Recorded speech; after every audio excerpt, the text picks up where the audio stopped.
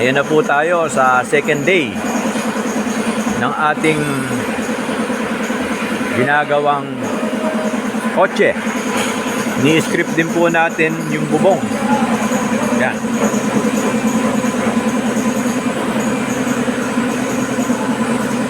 Kailangan po kasi yan para po hindi bumula yung pintura. So, script na po natin yung buong body. Nahinangan na rin natin yan. Ayan, makapal po. Ayan.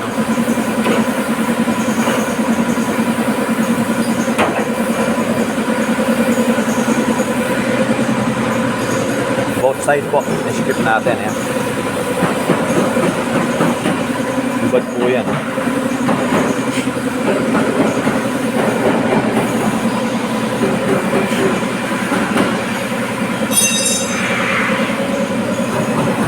Yan po.